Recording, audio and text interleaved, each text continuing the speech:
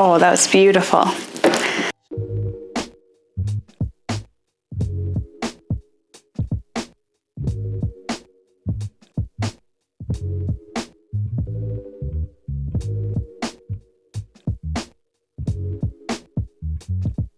Hi guys, and welcome back to my kitchen. If you are new here, my name is Kaylee, and in my kitchen today, we're gonna be making a braised beef noodle soup. Now that it's getting into those chilly months, you can tell I got my flannel on, so I'm trying to keep warm.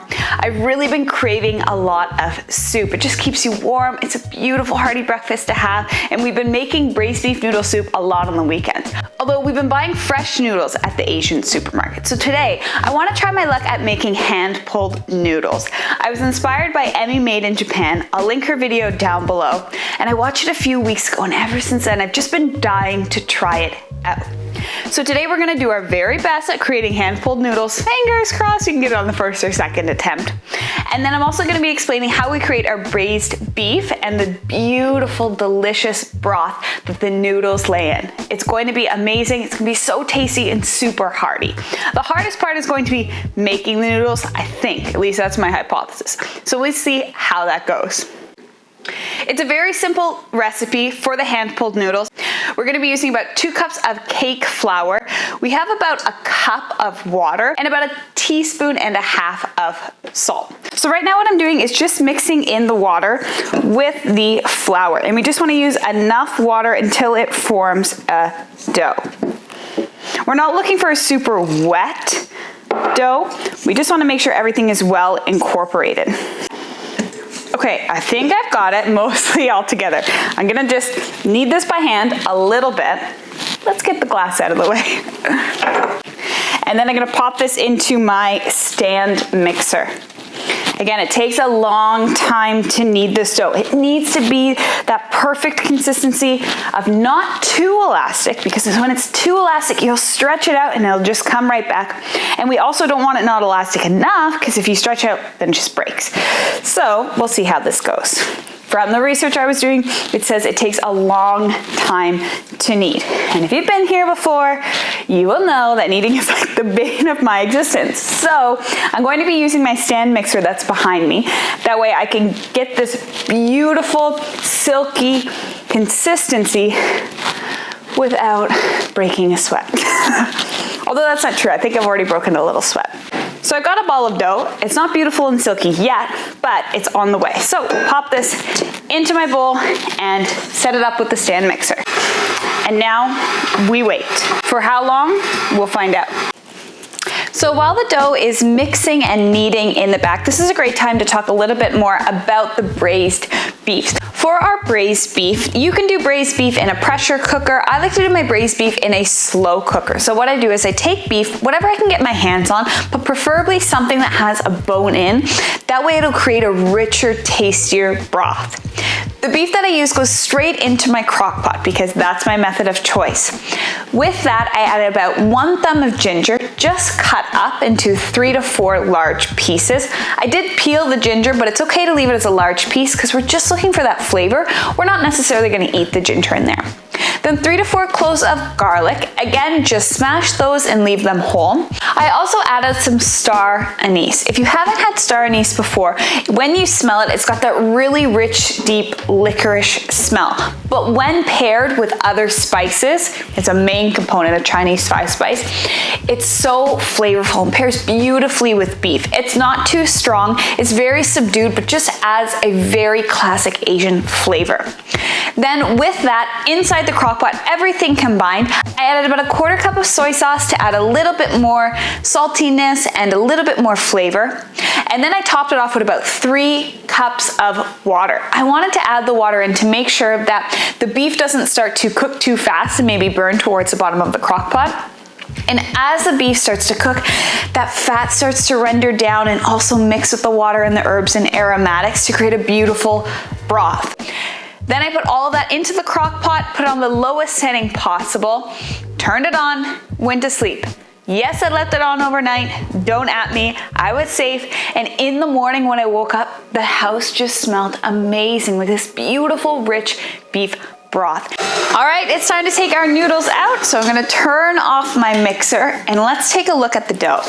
Once out, the dough is so beautifully soft, really well incorporated. I almost can't believe it. You saw when it went in.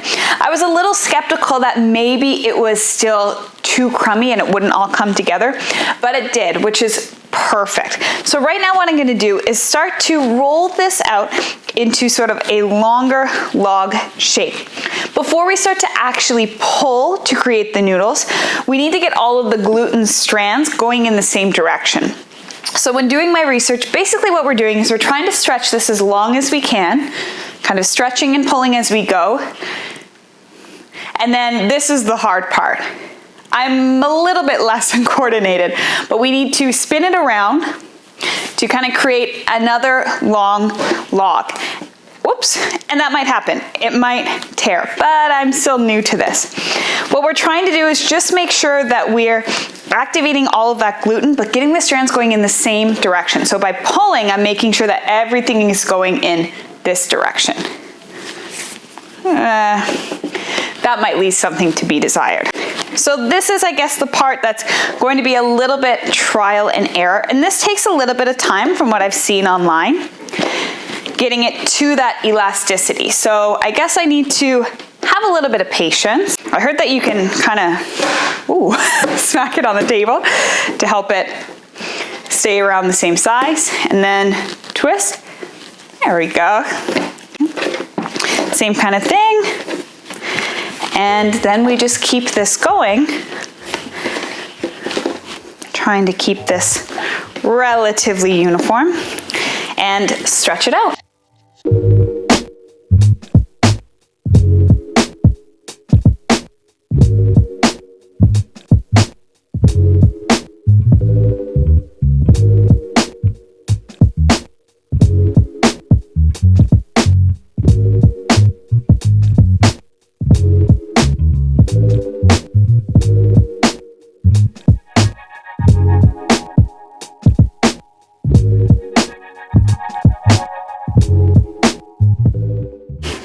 It is quite satisfying and really relaxing, so I can see how true chefs, I mean, I'm definitely not an expert in this, but masters of noodle pulling, it really is an art form, and there's a lot of respect that goes into that.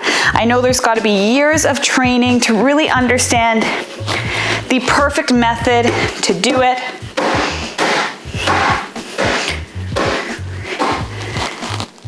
And by no means am I saying that I am at that level. Absolutely not. I really respect the work that they do. I'm just trying to see, is it something that is achievable to a reasonable extent? Can I try to make pulled noodles at home? Will they be the same? Not at all. But it's just so fun to try something new. Okay, so I've done my very best to make sure all the gluten strands are going in the same direction, I hope. Now it's time to start pulling the noodles. I'm so nervous, but I'm so excited.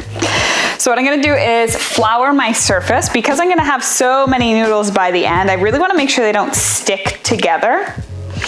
So I'm gonna heavily flour that, make sure that's good. And right now I just have a log of dough, but I need to sort of shape this out and stretch it out so I've got one long noodle. So we've got one long noodle. Now we've got to pull it in. Now we've got two fat noodles. So a little bit of flour, not too much. I'm going to, oh, this one so wants to break. Come on, stay with me. We can do this. And I've got to pull this. Yeah, I feel like my dough is just not quite elasticy enough. There we go. And I've got two noodles. I've got 4 noodles.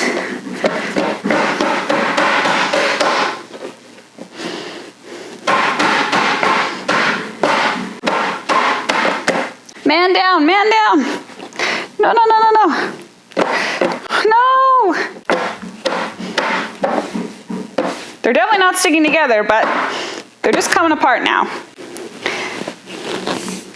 It's fine, it's fine, it's fine.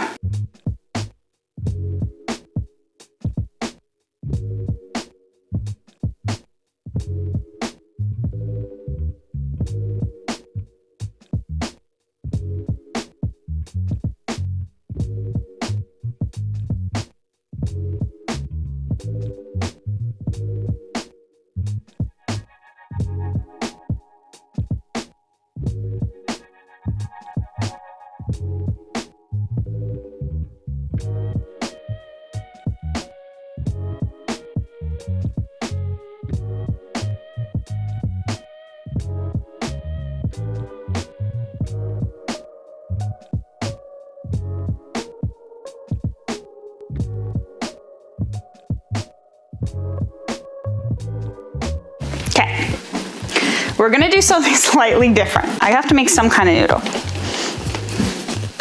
So I am going to roll this out and make a different kind of noodle.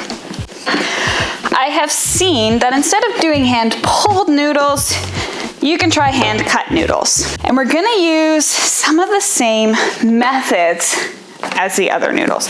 I'm still going to bang the noodle down. I'm still going to stretch and pull. I'm just looking for a different type of noodle now.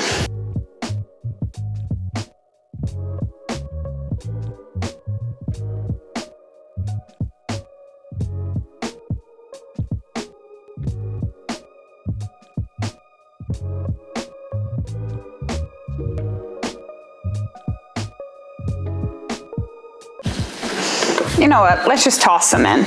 Let's see how this goes. All right, it's time to take my noodles and put those in the bowl. I did add a little bit of bok choy so we could have a little bit of color in this dish. It still looks tasty, I can't deny that. Am I disappointed that the pulled noodles didn't work? Yeah. Will I try them again? Yeah, I just can't not. I'm so curious. Whoa. Okay, wow. If we take a look here, I don't need this full beef rib, but what I do need is some of that meat. It's so tender, just fall off the bone.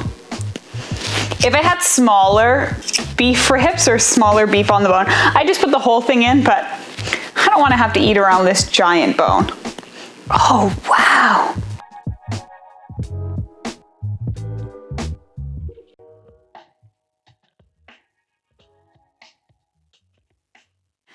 All right, here we are. We finished our braised beef noodle soup with hand-cut noodles, not hand-pulled noodles this time. Even the hand-cut are a little bit shoddy, but I tried my best and I wanted to adapt, improvise, overcome. And if you can see the flour on this shirt, it's indicative of the stress that was had in the kitchen today. But that'll all go away once I dig in. I'm gonna top this off with a little bit of chili oil because I love my noodles spicy. You could leave it just the way it is.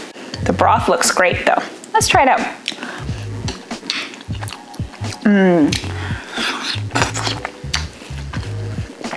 Oh, it's still delicious. I mean, I can't complain. The noodles are definitely thick. They're the perfect texture too. When I cook them in the pot, I just left them in there for about 2 to 3 minutes, not too long. The taste is still there. Honestly, it hits the spot all the same, but slightly less satisfied that I had to admit defeat.